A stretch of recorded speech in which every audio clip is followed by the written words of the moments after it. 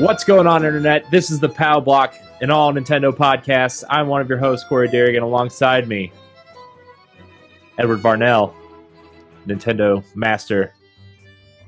Super Mario 3D World! Dun, dun, dun, dun, dun, dun. Oh my gosh. And Team Nerds Kyle Waite. Splatoon!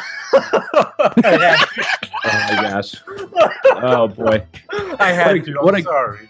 I'm sorry. What a great episode to launch my new YouTube channel. Yeah, right? Hey, you invited us here. You should have known what was going to happen. This is a horrible mistake. I don't know what I was thinking.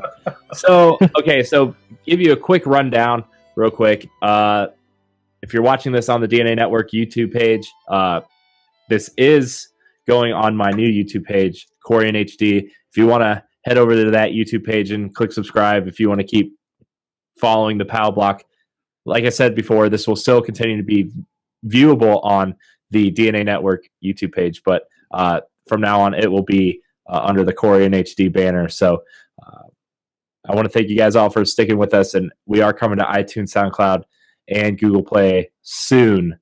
But until then, we're going to talk about that Nintendo Switch conference that happened last week.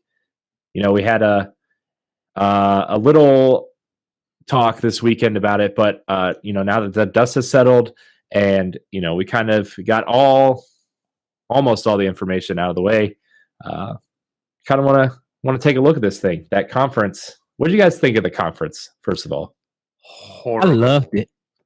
I loved the conference. And so, I loved it. I'm all horrible. I thought it was funny, zany. It was just wonderful. It was just fun to be in. I think it would have been much better done as a Nintendo Direct where they got to focus on all the parts they wanted to hit without the awkwardness of the translations or the translators getting switched up over words, without the awkwardness of, because for me, like you saw at the beginning, Splatoon 2. Splatoon 2 is a thing, and I'm super excited about it. And you got that guy up on stage, and he's all trying to get people excited. He's like, Splatoon! He's doing his thing. And you hear the narrator go, Splatoon 2. Yeah. It's hard to be excited about that, Yeah. So, I think it would have been much better done as a Nintendo Direct because those are always sharp, to the point, and fun to watch. So that's just my thoughts, though. It was nice to see stuff about the system that we didn't know. Yeah. Here's the thing about that conference. I think the translation made it a lot harder to watch, less digestible than if they would have just made a separate direct for the American audience or the Western audience. To me, that conference was very Japanese, very what those that culture is about, and what Nintendo is about over there, and that's wacky characters and wacky stage presence and stuff like that. The one thing I do want to say about it, though, is we did see a lot of new faces at Nintendo. Yeah. They didn't drag Miyamoto out on stage at all. Anuma was here in New York, and so was Miyamoto for the reveal the next day at the Treehouse. We saw the new producer for the Mario series. We saw the Splatoon team. We saw a lot of new people at that press conference. I think that's kind of a symbolic passing of the torch, like saying, Miyamoto's not going to be here forever. R.I.P. Yeah. Iwata. We just want to show some new creators that young talent. Pretty much saying, hey, we understand they're not going to be here forever, so here's the new faces that you can get used to potentially seeing in the future. So I agree that was a good thing. And there were probably people who worked on Nintendo games in the past. They just now been moved up to show their creativity. Yeah, and what I liked was, they've already said that, they've come out and said that the Switch was being developed by the younger team, the unit itself, so Miyamoto could focus on development. It's exciting to see these new faces in Nintendo, what the future of Nintendo could possibly be after the old guard, retires or the old guard. Yeah, well, that's what they are. They've been there for almost 40 years, making games. that's the other thing that I really like. Even though I thought the presentation of it was awful, I think, like I said, would have been better done as a direct or even a separate conference specifically for us here on, the Americas and whatnot. But I think it was nice to see them say, this is the lead designer of this. This is the lead designer of that. So the guy talking about the Joy-Cons, he focused on those and he knew everything about them because he designed them. And I think that was something I appreciated, at least. So yeah, and I know for a lot of us here in America, we haven't seen a lot of Japanese press conferences. Like Sony might be the only other one that we've seen, but for a lot of people, they go into a lot of conferences thinking that it's the E3 conference. So there's supposed to be announcements and some reactions, and sometimes in Japan they just don't do it. So I think for those who are not used to it, you got to go in the mindset that this is something in the East. This is not an E3 conference. When we see an E3 conference, we'll know it's an E3 conference because there'll be paid people in the front 3 rows clapping over some download. You keep going on about that, Ed. But there was no applause at all in this. And as much as I still think that that's very. But yeah, it's a very Japanese. I still think it's very Japanese to be quiet. At the same time, it's like a no applause kind of killed the hype a little bit too, like it would have been nice to even just the golf clap, like oh yeah, we like that. But that's also why I would have liked to have seen an American press conference, because you get people out there showing off Mario and Zelda and Splatoon 2 and stuff like that. Like you're gonna get that applause. You're gonna get the rowdy E3 crowd at an American type press conference, and that was the difference. Was amazing, and I know for a fact that if that would have been at E3 or at a place with an audience, not just the businessmen, you would have had Legend of Zelda, like people screaming like so excited about that. And I mean, I was getting chills, and I was doing those exact things. And can you just imagine a crowd and just the energy that you would have felt from that kind of applause for that trailer? Because it was an amazing trailer. It honestly was, and it was an amazing way to end the show. So, sorry, I'm jumping ahead, but no, dude, we go off topic all the time. You know that. All the time. So let's talk about this console for a little bit. $300. It was announced at $300. Acceptable. Two color schemes. 1 and 2.5 color schemes. 1.5. Did that bother anybody else that they didn't just have a red one and a blue one? So much. My OCD was like, why are you doing this? Yeah, and I was cool. And that was like I went cool that they did that. The next day I went to GameStop to pre-order my Switch, and I made sure I was there before everybody else because I did not want to get stuck with the red and blue one because that is going to throw me off. And I was like, I would have totally gotten a blue one if they had 2 blues. But here's the thing with that, Corey, is the red and blue Joy-Con package where you can get the one, I think it's blue on the left and red on the right or something. You can also buy for, again, the price of these accessories, $80. You can buy a pack of 2 Joy-Cons that is the opposite of that. So then you'd have the left red one and the right blue one as well. So then you'd have 2 red ones, 2 blue ones. Or what I'm going to do is I've got the gray console pre-ordered, and I'm going to go buy the red ones so that I can have a red system because that's what I would have preferred to be able to get. And then I'll just have 4 controllers. But why does color even matter? Like, are you going really? Doesn't per se, but it's the same reason that I'll sit here and buy controllers like this. Because it's something different. It's something more unique. It's not standard. Of course, that's beautiful. That controller is like, mwah. I love that controller. Exactly. But you're going to be so focused on the game. You're not going to stop the game to be like, oh, my color, the color of my... No, you're going to be so focused on the game. At the same time, when I am done using this controller, like I've still got the Halo 5 controllers, and I don't use them anymore, but they are downstairs in my living room sort of displayed. It's kind of like, not a pride point or anything, but it's like I enjoy having these things that I can display. I mean, you should be able to tell that by all the Funko Pops that I buy. Like, these do absolutely nothing for me, Ed. They are $10 worth of nothing over and over again, but I like them. You know? Wow, they're beautiful. I love them. But I feel like playing when you get to play. But I just feel like a lot of people are ignored by the color, and I'm just like, it's the theme. You know, they're switching it out now. I said in the future, hopefully they'll do custom colors. I would love a Splatoon switch one. That would be cool. I know I want a yellow and black or something. I thought, you know what? I'm now just thinking about it. I thought they would do a red and white one to match the name of the Switch. You know, the red on the left, the white on the right. Maybe. I mean, see, and that's the thing is like now that they have they're showing that they're releasing this blue and red one, I can see them doing one just like this, packing Splatoon 2 and when it comes out, and having a lime green and neon pink Orange. one.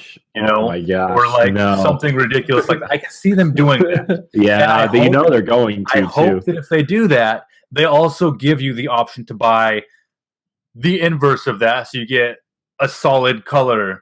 Because, you know, for me, I gotta have two of the same on the sides. I think I understand why they did it, because especially with games like 1-2 Switch, they want to show off this is player 1, this is player 2, or whatever. But I'm happy that I was able to go in, even though I went later. But the weather here in Oregon, my drive into Portland was awful. But because of the horrible weather, the GameStop that I went to still had over half of the Switch pre-orders available when most everywhere else around had been selling out. So, wow, I was lucky that way, honestly. But I got my gray console pre-ordered, and I didn't pre-order the red Joy-Con set because I actually want to see those in person before I actually pick them up, because from like all the videos that I've seen, they look like they might be a little more on the pink side. So, I don't know. We'll see. Oh, yeah, I want to see the red one a little bit in color. Because like I don't know if because even the blue one looks a little bit lighter. Yeah, it looks like a light blue. They have a matte finish, and I mean the finish on them looks nice. I'm glad it's matte. I'm really glad it's a matte finish. Oh yeah, absolutely. Me too. So yeah. So yeah. I'm not bothered by it. I just can't wait for it to come out and get my own controllers. Hopefully they do some custom made controllers. I just want to see Kyle's OCD just go crazy when I keep showing him mixed up colors. Whatever, man. The thing is, my OCD doesn't trip up as much on other people's things. It's only on my things. So like and this is ridiculous, when we're driving in my car, the volume has to be on a multiple of 2 or 5. If it's in my wife's car, she does whatever. When you show me your Switch and it's got the blue and the red on it, whatever, man, that's yours. But for me and my Switch, it is going to have 2 of the same color, or else. Man. I'll still be like, come on, Kyle, let's do some Splatooning. Or Smash or Mario Kart. Oh, man, I'm excited for that. Oh, my gosh, dude. I cannot wait for Mario Kart. I'm actually excited for ARMS, honestly, which was that first thing they showed off. The more and more I've been watching of that, and the more and more they say, look, we are actually having, you know, a normal control scheme. You know, you don't have to move with the Joy-Cons or whatever. You can use a regular controller. I'm really excited to play that game. That game looks awesome. I kind of wish they could have tied Punch-Out to it or something. But it's also exciting to see, like, you know, this is a new team from Nintendo, and this is like one of their first forays into this console, and I want to see what they can do. Yeah, it's like they somehow was able to do a Capcom art style for this game. And when I tell people that, I'm like, it's Power Stones. When I just say Power Stones, I'm like, I want a new Power Stone, and this game feel like it's going to deliver to me on that. I'm just going to love the fighting mechanics, because I feel like it looks simple, but Nintendo knows how to take something that looks simple and make it deep. And this game looked like it's really going to be deep. I know people are just like, "Where's the anime to this to this game?" ours is like kind of one of the top priorities of games for me to buy, because I know Zelda and Bomberman is what I'm going to buy and want to Switch. Like that, those three I'm going to buy. But ours is just like for a new IP coming out from Nintendo, and hopefully more new IPs come out for Nintendo on Switch. This is the first that I'm definitely going to get. Yeah. So let's actually talk about 1-2 Switch real quick. My only disappointment with this is like all these little mini games on there look cool, and I'm sure we haven't seen all of them yet. But I feel like Nintendo is missing an opportunity by packing this in the box, especially at $300, or like having it pre-installed on the system. I really feel like this could be the Wii Sports of the Switch, showing you what this console can do outside of like Zelda and Mario and all the games that we're looking forward to.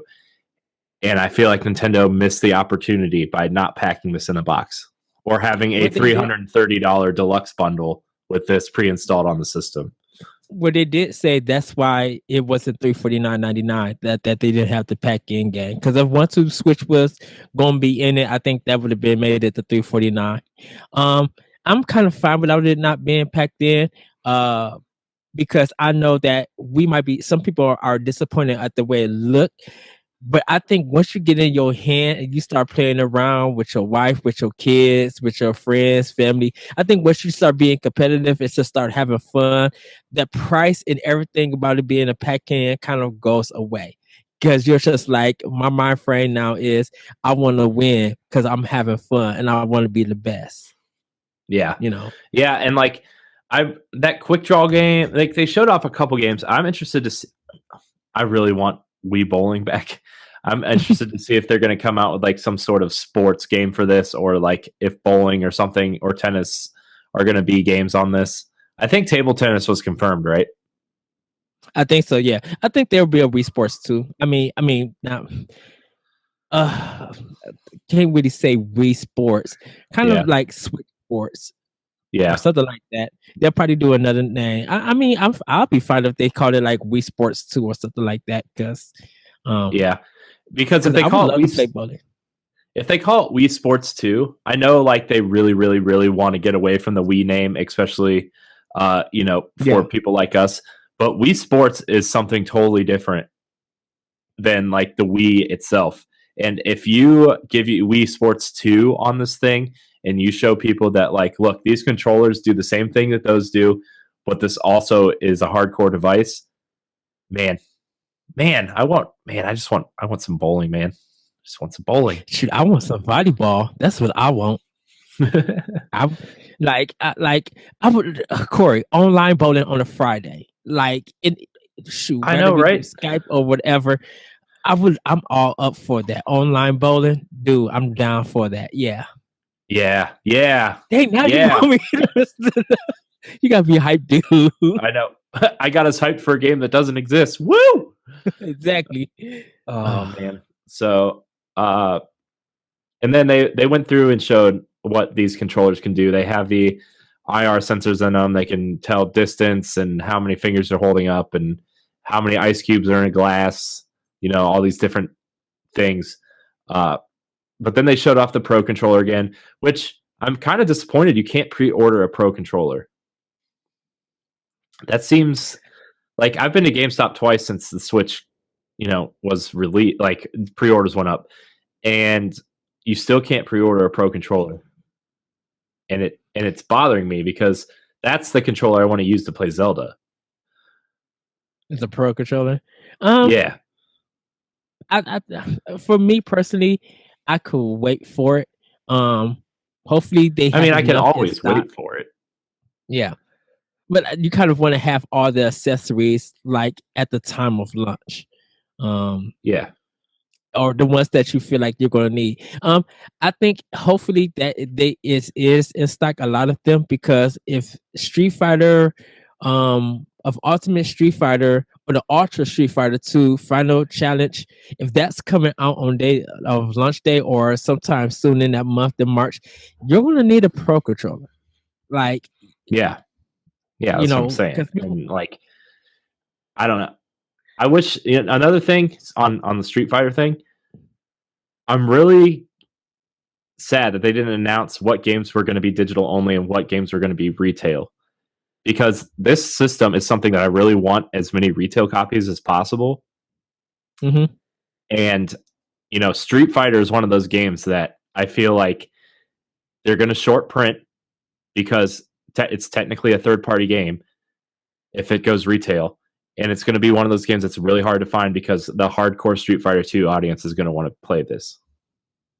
Well, I think Capcom is going to play it safe and release it. I mean, I think it won't be a shortage, but I think they're going to just have like, let's do a first print run. Okay, that's a good sign that a lot of people want the game. Let's do a second print run. I think because of Street Fighter 5 burning them so badly, with the people releasing that game early and the game just it made us so well, but it had its problems. I think Capcom is going to be very wary of the Street Fighter brand being not just being on Switch, but hoping that if they release enough copies that they can make a profit on it, that the sales for that game is going to be legit.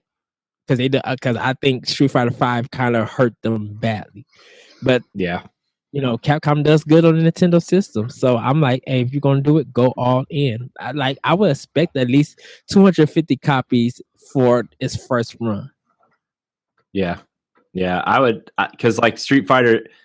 I mean, like I said, I really want to buy as many retail copies of Switch games as possible, just because Nintendo is the one console that I love having physical copies for, and it's really the only console I still have physical copies for.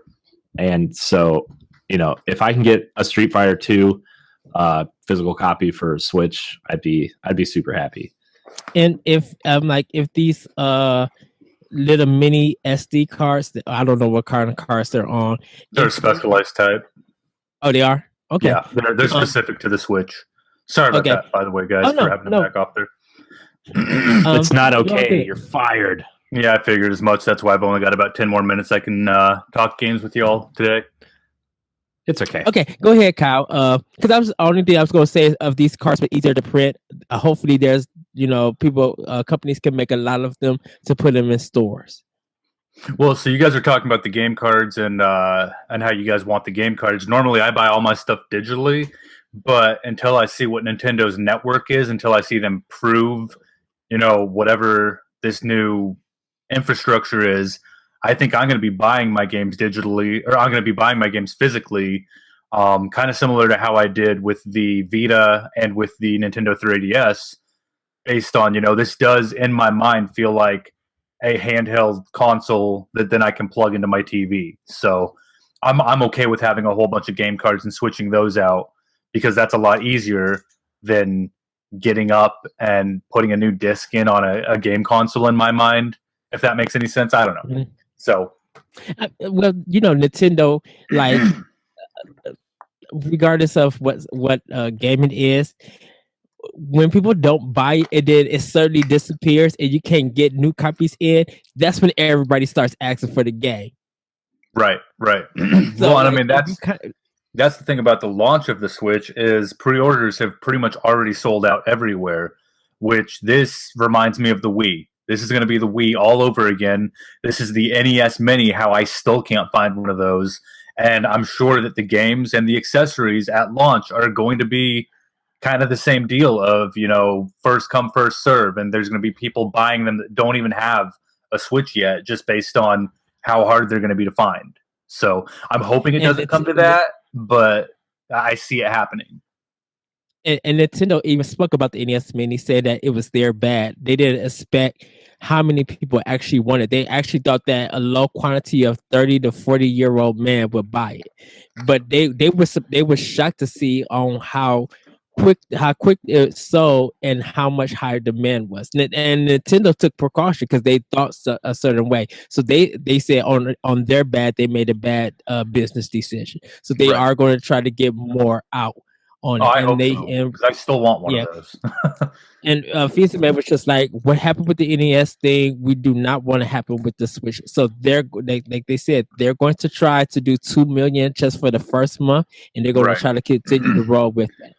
Well, and so part of the thing about Admitted. that 2 million too is that with only 5 launch titles, some people don't need the Switch right away because there's not anything that they necessarily need to buy a new system for. For people that already have a Wii U, they can still get Breath of the Wild on Wii U. And Yes. I've heard a lot of people say, you know, there's nothing there for me that I need to have day one. So they're going to wait for until more games are out for the system, and that's fine. That's okay. I just, I personally know that I want it day one because I don't have a Wii U anymore, and I want to play Breath of the Wild on day one. That is the only game I pre-ordered. I'm considering Bomberman Type R or whatever it's called, Bomberman something R. Yeah.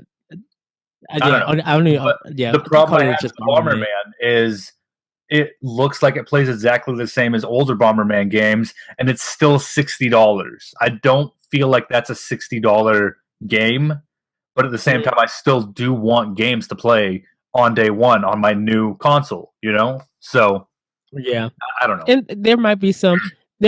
I mean, it was just announced, so hopefully there are some more things to Bomberman, like multiplayer wise. It may be like 50 to 100 stages. You know, like it might be some more stuff to it. Yeah, we'll just have to see how that goes. Because I know a lot of people are probably gonna wait for reviews of it when all the games are out and they're completed, and you know, you look around to Destructor or IGN, you'll be able to have a better understanding of purchase or not. Well, I mean, that's the thing too, is something that I read from people that were at the NYC event. They played the Bomberman game multiplayer in tabletop mode or whatever, where they got the kickstand up. And they said that there was a point where they got hit by a bomb because they couldn't actually tell where their character was based on how small the pixels were. And the only way that they could really see where their character was, you know, surefire way was leaning in, but then you're blocking off the view for the other person you're playing with.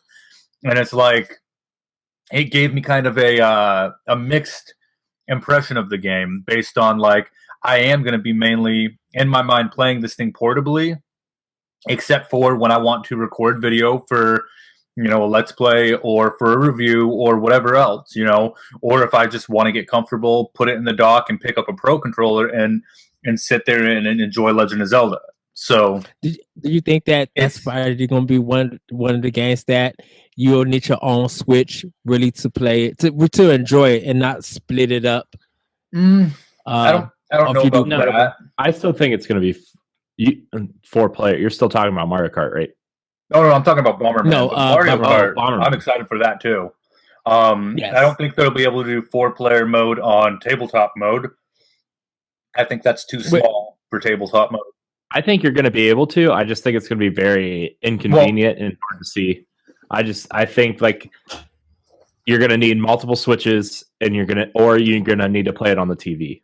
Right, and that's what I was asking. If you had your own Switch doing tabletop mode, like all 4 players got their own Switch to play, do you think that's like the other thing too is from the initial reveal trailer, you had two people playing Mario Kart at the same time on one Switch, but then when you got into the spot where they were playing NBA 2K17 or 18 or whatever it is, they had 2 Switches out and 2 people on each. Now, I wonder if the Switch is going to be able to tell, oh, they're not in the dock right now. We're going to limit the system from allowing 4-player on tabletop mode or not. Because if the game just plays whatever, doesn't care what mode it's in, then yeah, it'll be allowed. You can play 4-player mode on tabletop mode. But like you said, Corey, it's probably going to be really hard to see and kind of uncomfortable. So it's going to be interesting. Again, these are all just speculations and things that we're going to have to find as it comes closer to it either being out or when these other games come out. I just think that some of these games I'm excited about, but at the same time, the Bomberman game, I don't want to pay $60 for, but at the same time, I kind of feel like I'm spending a lot of money just to buy one game at launch, you know? So Yeah, I but don't you know. know that kind of happens. That kind of happens at a lot of console launches. Well, That right, but with a lot of console launches, like, I mean, I think I talked about this before that the Wii U, I think it launched with what 34 games or something like that. The Xbox One launched with 22 games. The PS4 launched with 24 games, and out of all those games, there's about 3 or 4 games that I'm like, I need this, this, this, and this on day one. And sure, that's me spending more money, but at the same Yeah. time, I have a selection of games to play versus I am literally just buying a Switch for Legend of Zelda, which, unfortunately, if you want to look at it factually, is an upgraded Wii U game, just like Mario Kart 8 Deluxe, which is the next game I'm excited about, really. And I really hope that Splatoon 2 is more than just a upgrade from Splatoon 1. I want to see new campaign levels. I want to see something like potentially co-op campaign levels, like let us go in and do like a raid or something. Not necessarily a raid, but like give us functions where you got to keep spraying down this platform to keep this thing operating for these other 3 players that, you know, give us team sort of focused raid type stuff that you can do in Splatoon on the campaign style instead of just the verses that we've come to know from Splatoon. That's what I would like to see. And hopefully they will do that. I think they were just wanting to get announced to be like, hey, this is just Splatoon 2. Hope you guys look for it. Like kind of like a tease. Right. No, I'm to looking let you know forward that to it. I'm just, a lot of people are already doubting it based on how they say it's just another Wii U port that's been upgraded. So if you look at it that way, and if it ends up being that way, where it's the same maps, it's the same everything with a few new ones thrown in and a few new hairstyles and a few new weapons, then yeah, it's just another Wii U game getting ported over to the Switch. And the first real Switch game that we're going to see would be Mario Odyssey in Holiday. So, you know, it's just I want to see more games that entice not just, you know, me, because I know I'm getting one day one, but entice other people to be like, oh, I really like what Nintendo's doing, and I want to see this succeed. I really want to see this succeed, because if it does not succeed, I feel like this is Nintendo's last huzzah trying to be in the console market, and they might have to go the way of Sega and go third party, and I don't want to see that. I really don't want to see that, especially after they showed off what the Switch was, because I don't think Sony would have ever come up with the Switch. I don't think Microsoft would have come up with the Switch. Only Nintendo would come up with something as unique and really cool as the Switch, honestly. So here's the thing, though, with Switch, like we all want to see it succeed. The positive thing that I hear now is people that I work with who are really only interested in playing, you know, Call of Duty or Battlefield or Skyrim or something. People that I work with are like, hey, that new Nintendo console looks pretty cool. I can play Skyrim and NBA 2K on the go. I can play it wherever I want. I can take it to school with me and play it, or to work on break. I can play a match of NBA 2K18. And like, that's the positive vibe that I'm hearing that I never heard about the Wii U. Right. But like, at the same time, those people are also saying, oh, $300, I'll wait till it drops in price. Oh, no. Well, they said that people that I've been listening to talk about this device are saying that $300 seems pretty cheap for a handheld that you can plug into your TV, which is how they're viewing it. And like, if they say they don't have a console that they can take NBA on the go, they don't have a console they can take Skyrim on the go. You know, possibly Call of Duty at some point, maybe the next one. I'm not sure. I'm not sure if they're going to make like its own. It probably depends on how well this thing's going to sell. But you know, it was exciting to hear other people talk about it without me initiating the conversation. Right. I can. And that's something Nintendo's been missing. Yeah, definitely. As far as Call of Duty goes, based on how we're already saying that Skyrim is not Skyrim HD Special Edition or whatever, it's just Skyrim. I would think that maybe if the Switch does get Call of Duty, it's only going to get the multiplayer. It's not going to get the campaign to go along with it, which, I mean, that's how the 360 and the PS3 versions of Call of Duty Infinite Warfare happened, and I think the same was with Black Ops 3, correct? Yeah. Just Black Ops 3. Oh, so Infinite Yeah, 'cause Warfare Black Ops didn't even 3 come to. I don't think Infinite Warfare even came. Yeah, so It didn't see, even- that's just it. If Infinite Warfare didn't come to the previous consoles, that's showing that the next Call of Duty game that comes out, they're going to have to, if they want to bring it to the Switch, make certain cuts, and that could mean graphics, obviously, and that could also Well- mean the campaign. So they got to make Call of Duty interesting in the first place. So regardless of what console it comes out, Infinite Warfare's campaign is very interesting. It's good. I know that you're not big on the multiplayer aspect of it, Ed, but the campaign alone is really good, and I've been having a lot of fun with my wife playing the multiplayer. So, well, I want Titanfall. I want Titanfall 2 to come on my Switch, so I can just take Titanfall it on the 2 go. on the go would be excellent. Getting to play that campaign anywhere, I would love that. I could almost see that happening. Well, at that's some just point. the thing. Is again, I say play where you want to play. Graphics are important to a point, but at the same time, if they can get a game running at a lower resolution with a stable frame rate that doesn't run like at 2 frames per second, if I could play some of these games that I've grown to be excited for or grown to love on the other platforms, I would love to be able to take them on the go. Can you imagine the Mass Effect collection on the Switch on the go? Yes. That would be amazing. Mass Effect Andromeda is not coming to Switch, though, because they didn't want to make any graphical or technical cuts to it. And Frostbite, what are they on 3.0 now? I think so, and that's pretty intensive on the system. So pretty intensive, but it's also one of the engines that's very difficult to scale down once you have the assets in. Right. And we already know the Switch isn't as powerful as PS4, Xbox One, which is fine with me. I don't care. But Frostbite makes blown up buildings look good, and it does nothing else.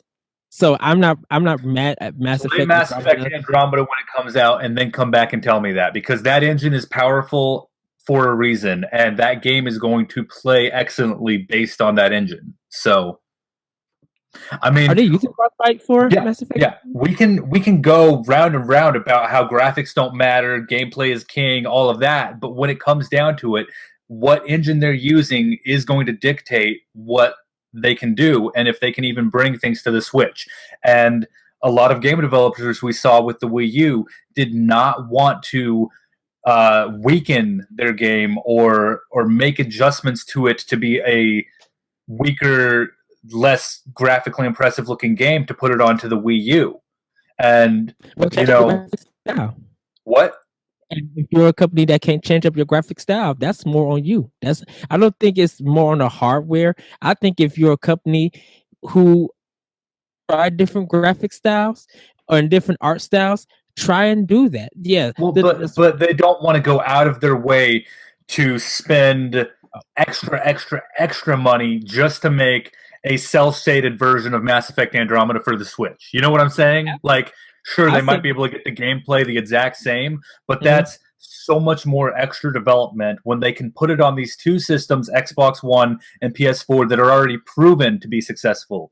Switch to get people to develop the extra games for it is really going to need to prove itself in a third-party space, where third-party developers are all like, you know what?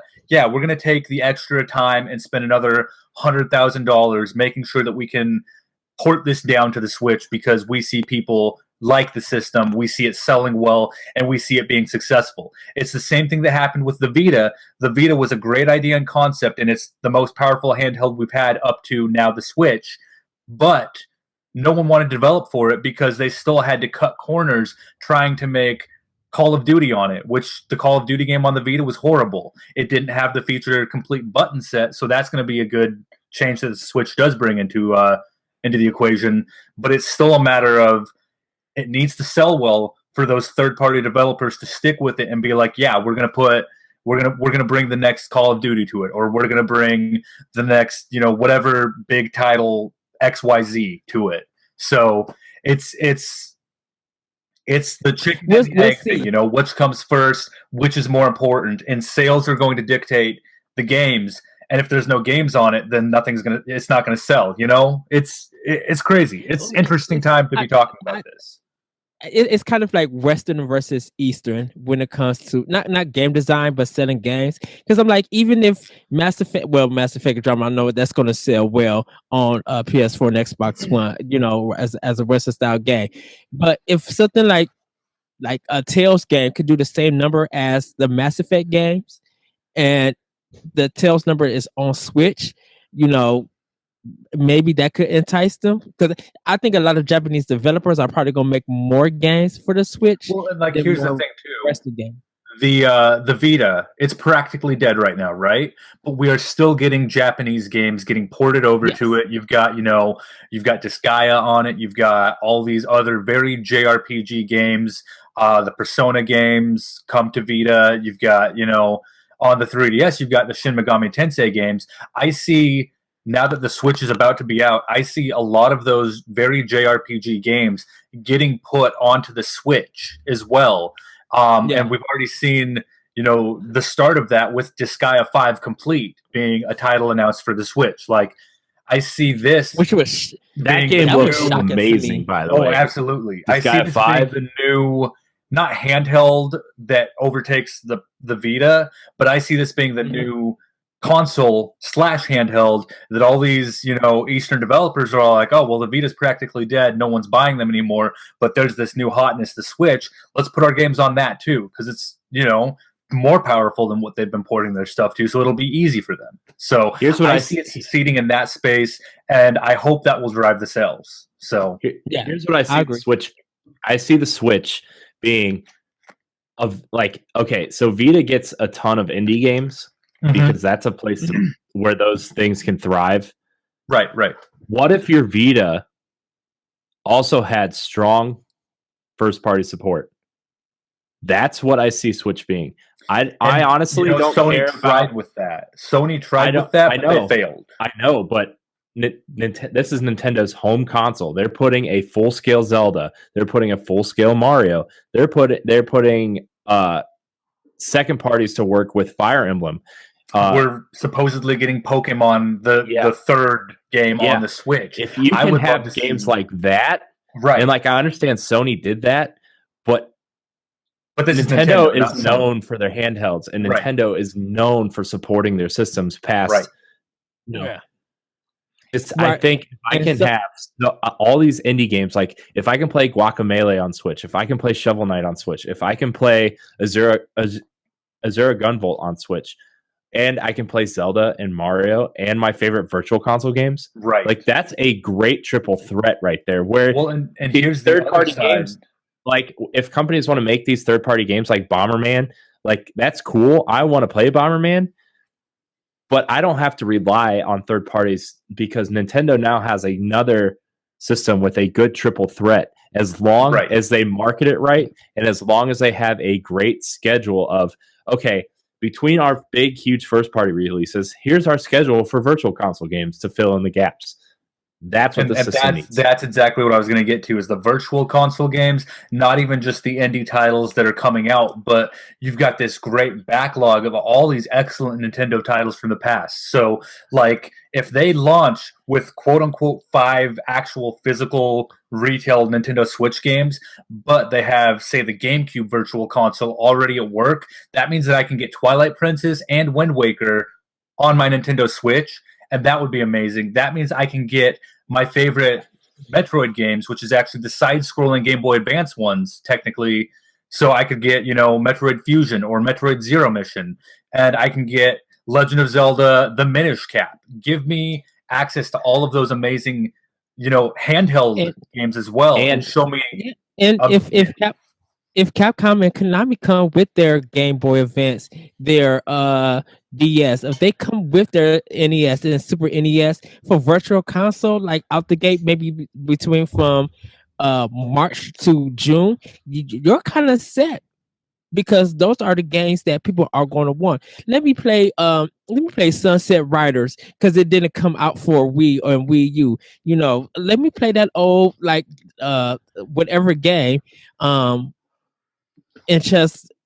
that I could relive on again. Like, I would pay money for that. And Capcom, Konami are like the two best to release some great backlog titles for virtual console. Yeah, absolutely. Like that's what I'm saying is Nintendo has the history behind them. They've got the games behind them. They have shown that they are excellent at making games, and their backlog, I think, is what is going to help the Switch the most at launch. Unfortunately, guys, right now I actually need to go. You know I love talking games with you guys, but hopefully we can reconnect real soon and talk more about this. Sorry to all the audience that I have to leave early, but I hope that you guys enjoyed this episode and the rest of it. Corey, Ed, I will talk to you guys later. Okay. All Bye, right. Kyle. Bye, Kyle. Bye, guys. You can find Kyle over on Team Nerd's YouTube channel. There is a link down. If you're watching this on my YouTube channel, you can click the link down. Podcast Connected will take you to his YouTube page over at Team Nerd. So also, Ed, something I wanted to bring up that Kyle was actually making that point in his last conversation before he left. Yes. And something that me and him were talking about before we started recording Connected earlier. Something that I am surprised they did not announce, and I'm surprised if they don't bring over at all, is some Wii U ports that support Amiibo, specifically Twilight Princess HD, because that Amiibo has so much functionality in Breath of the Wild, and like games like Wind Waker and games that have Pro Controller support. You just take the gamepad support out of the game and port it over to the Switch, which I don't think that would be such a bad idea to have more Wii U ports, because those games are awesome, even if you sell them at a cheaper price point at like $39.99. I could see them doing it next year. I think they just want to get the system out and get some games out. And those games probably are still too early. But if I say do it next year. Like, give us a Wii U Direct and get some of your top games digitally ready to go for that system. Yeah, and I think it's not now, but yeah, I think next year they should do it. Like I would love to do that and have that. Even if they charge me $40, I'm down with that, because I'm like, hey, these great games are now into my Nintendo account. Yeah. Something I was thinking about when we were having that discussion earlier. I think maybe the Switch should have launched with that Mario game. And then maybe a port of Twilight Princess, to get people that Amiibo to prepare for, Breath of the Wild in August. Yeah, I want the Zelda game at launch, but I think maybe in terms of selling the unit, selling it to the people more specifically who are on the fence of buying this thing at launch, sell it with the Mario game, and then put the Zelda game out in like October, November for the holiday, and then give them Twilight Princess for $30 or $40 or $50 with the Amiibo to prep for Breath of the Wild, because that Amiibo has so much functionality in this game. Yes. Mario sells better during the holiday, around Christmas time. That's true. So that's true too. Because even when people said, "Oh, I'm not buying," like I said, nobody thought they wasn't going to buy Super Mario Maker 3DS. That game became one of the hardest things to find when it came out. Like it flew out this holiday season, last holiday season. So it would be good to have a Mario game during a holiday attached to a Switch, because now not only are you buying the system, and that's more units for Nintendo, that's a 1-to-1 ratio game, and we haven't seen that in a long time. Yeah, we haven't seen that. So, probably the last time we saw that might have been like right when Wii came out and Twilight Princess was selling with the Wii. Yes. So yes, and even with the GameCube version being delayed, like if you was getting the Wii, you was getting Zelda. Like there was no doubt about that. Yeah. And just like I could do that to Kirby. Let Kirby come out next year in the holiday, because why? Kids who are into the Kirby series and still asking for that game, that's the one attachment to the Switch. Yeah. So now that we're kind of in the virtual console / Wii U stuff, this will probably be our last topic for the episode. The virtual console. They didn't really mention virtual console. Yes. At all. What are your hopes for this virtual console? No, because there's still one more topic I want to talk about after this. So, what are your hopes for this virtual console? I hope Sega gets on board and release Sega CD and Dreamcast. I want to see hopefully Neo Geo. I know they're playing some games for the system, but I want to see some old Neo Geo games. Like I want them to reach out to see if they could get PC Engine and TurboGrafx. Like I want them to go back and see how many games they could put on the virtual console. Expand just from Nintendo systems like GameCube and Game Boy and DS and stuff like that. Expand from that and hit all these other companies with, if they're able to get games and emulate them on the system, do that, because I want that on the system. I want to play 3DO games that I didn't play back. I want to play Atari Jaguar that I never played. Like they could be bad ports, but they could be like they're bad, but they're fun to play around and just to get to laugh at. With this new region lock, with no region lock, I should say, bring over some of those old NES games that never from Japan that never came here. That it's not censored or bad. Let me play the old Metal Gear that came on the Famicom that we didn't get for the NES. Like, let's go that route. And it just make it bigger than what it could be, because we already know that 10,000 Marios are going to be on it. That's fine, but I want to play Castlevania that never came here. I want to play the actual PC Engine version of Dracula X instead of the Super Nintendo version. I want to play that on my virtual console.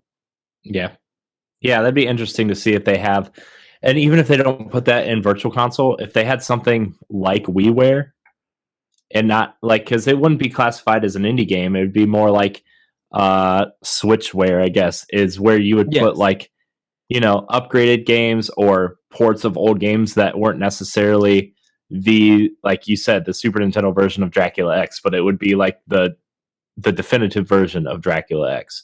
Yes. So I would be so down for that. And like I said, if that do come, I would pay the extra money, because I paid. I'm like, when on Wii for some of the games that never came here, Sin and Punishment, they charged a little bit more because it never came to America. I paid it so I could have that game. Mm-hmm. And it's not, Nintendo has experimented with that before. They brought Sin and Punishment over on the Wii Virtual Console, the Japanese version. It was a little bit more money. It was in Japanese, but it was still cool to see something like that. No, it was in English. Everything was translated. Yeah, it was localized. It just never got released here. Interesting. Yeah, see, they could do stuff like that, and like translation costs are very minimal compared to like a full development cost. Like you could, like the big rumor is Mother 3 might come to Switch eventually, and like to translate that game now with these companies have full translation teams now, or like you hire someone like what's the big one that Nintendo always uses, A4. Yeah. Like you could have them translate it and ship out a game. It's. I guess what I'm saying is translation's a lot easier than it used to be, and people do it all the time now. And I would pay $40 for that. I would literally pay Nintendo $40 with a $40 version, digital version of a translated Mother 3. Take my money. Mm-hmm. Yeah. For me, for Virtual Console, I just kind of want to see I want to see what consoles are going to be available, because you could theoretically do Wii also with the Joy-Cons with the sensors in them. I kind of want to see if they'll go the full. We're putting our full library on this thing, except for Wii U for now, and they'll port the Wii U games over later. I'm interested to see if they'll move all the way up to Wii. I want to see a good schedule of games. I want to see them make before a new Metroid game comes out, like they'll put Metroid Prime and Metroid Prime 2 up there for GameCube and make an event out of it, Yeah.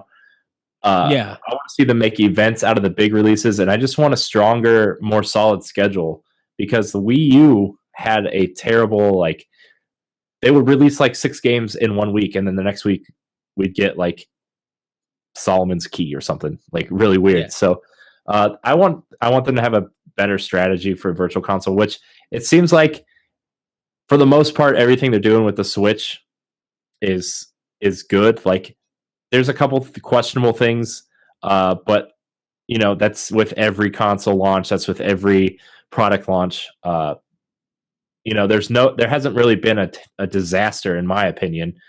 Some people say what they will about that conference, but press conferences aren't always great, but we got some great games out of there. So that's kind of what I want to see with Virtual Console, is a better schedule. Would you like to do like Nindy Directs, like every last month? What they're going to be having planned for next month, they'll show off. And if you buy, because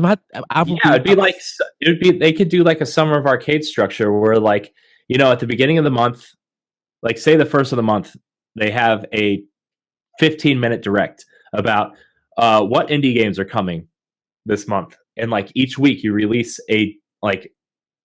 each week you make that game, you promote it in the eShop, you give like the people that are going to buy it like a 10% discount that first week or something. Yes. Make it an event. Like give us something to be excited for when you put these Nindies on. Like when Shovel Knight comes, make it an event that, the indie game that, came first to Wii U is now on Switch with exclusive content, and like, maybe people who bought it on Wii U or 3DS get a discount or something, or like, yes, make that an event. I think, and I think with, Nintendo saves so much money on development because they use different strategies than other companies. Use that money to market these things, and you're going to get, Nintendo could take their 30%, and then that will also make them more money. That'll make the indie developers more money, which will then encourage the indie developers to make more games for this thing. And that's it's better exposure and marketing, because now we can know that we could go and get that game. Oh, Shovel Knight is dropping this day or dropping on this time. You guys announced it that month. Oh yeah, let me set my money aside. Okay, Shovel Knight is out 10%. Bam. Let me pay it right there. Like, I have more exposure and more planning in my money, in my budget on what to buy. And that'd be cool. I'm down for that.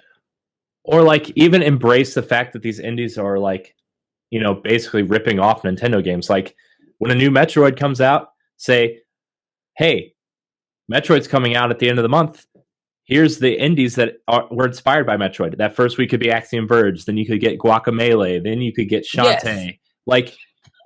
Like that's the kind of thing, like, I think Nintendo needs to embrace what these indies have done because of Nintendo. And if Nintendo turns around and embraces these indies, like, there's going to be a better relationship with these indie developers, and we're going to get more games. So. Yeah, I love that, having the inspirational games then lead up to that big game. So games that's been inspired by the link to the past. Bam, bam, bam, bam. Yeah, if you like, okay, so we're gonna get a new, Breath of the Wild is a bad example, but like, if they're gonna release, or even a Link Between Worlds, like an HD version of it on Switch, like, okay, Oceanhorn, we'll put that out first, and then what are some of these other like dungeon crawler-y things? We got Capcom to do Okami HD, the Wii version. Yeah, like you do stuff like that get people excited, and like I just like, and you'll sell like maybe somebody will buy all of them, or somebody will say, oh, I like Zelda, I'll try out Oceanhorn or something like that. Yeah, dude, you got me so excited right now about this, because and if they be like, pre-order these games for $50 or $40, I would literally do that and just be like, bam, that gets me all for, and then probably get like a 30% discount if for that Link to the Past or Link Between Worlds HD for Switch. Like, bam, I would do that. Yeah, for sure. It's now, Corey, you got me so hyped. I know. Oh, I'm hyped just thinking about it because like we already know Oceanhorn is coming.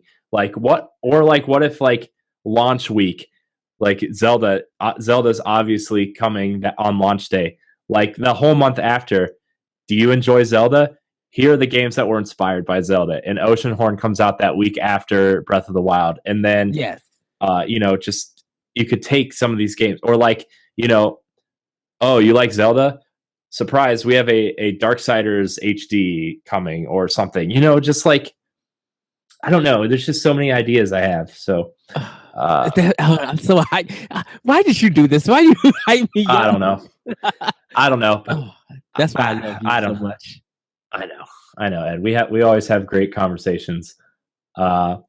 So I'm gonna wrap this episode up. Sana's making dinner and it's almost ready. But Ed, I do have some things to discuss with you after this episode. I'll message you in chat, in our Facebook chat. I do want to try to do Pow Block twice a week on this channel and put it out every Tuesday and Friday. Especially because like there's so much information about the Switch, and we barely touched any of the games. So the next time we record, Ed, I want to talk about what games we're excited for Switch and kind of do the rundown of the games. We kind of did a console and accessory type rundown today. And I want to talk about the games on another episode because I think we could fill a whole episode just talking about the games that were shown off and upcoming games. So I'm about to go and rewatch the whole presentation after I go get some food. Cause I know I want to rewatch the presentation also. I want to kind of put images and stuff in this episode. So like I said, Pow Block is moving over to Corey and HD. It is coming to podcast services. This will be kind of the flagship gaming podcast for my new YouTube channel. But like I said, it's also going to be on the DNA network. It's just going to be, you're going to be updated by a subscription to Corey and HD. So this is going to be twice a week. Me and Ed, Kyle will probably join us on Mondays when we record, and then maybe if he's not available, we'll get some special guests on here. We'll get an interview or two in. Ed, I know you just interviewed the AM2R guys. I am really interested to hear that episode. So why don't you go ahead and plug your stuff before we get out of here? Yes, you guys can follow me on Twitter at @RetroCode. You can also hear my podcast, Optional Opinion, on SoundCloud, iTunes, Google Play, and other podcast apps. Also at the AnomalousRadioNetwork.podbean.com. As Corey mentioned, AM2R. Me and my friend Larry, we do a podcast called World 101 podcast with our great friend Adrian Nieto when he's able to come on. We did a discussion, an interview with them, and it was so mind-blowing. We talk about AM2R, some of the ups and downs, how they started the games, and we even talk about their favorite cereal.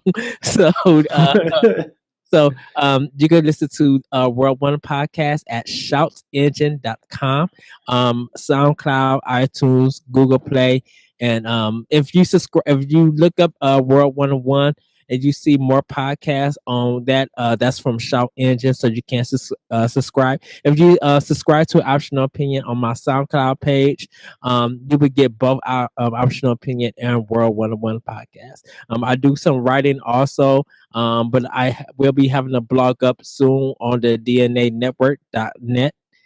So do be on the lookout for that. And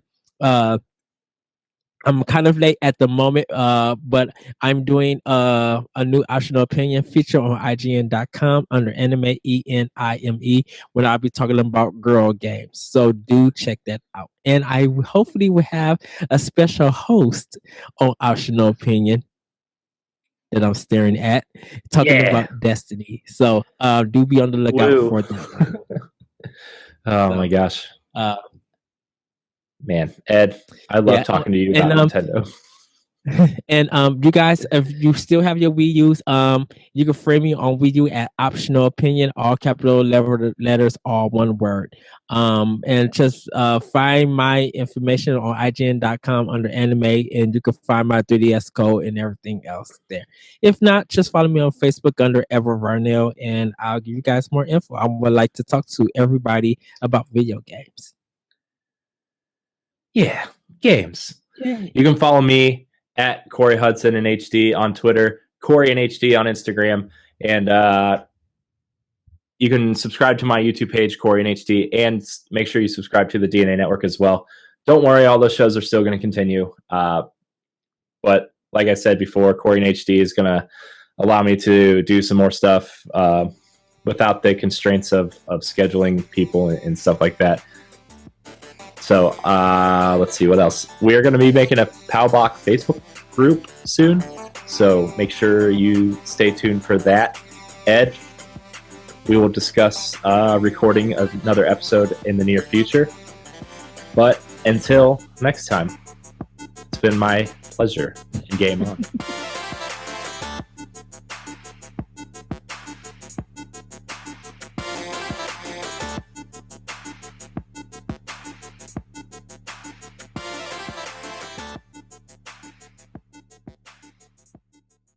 Stop.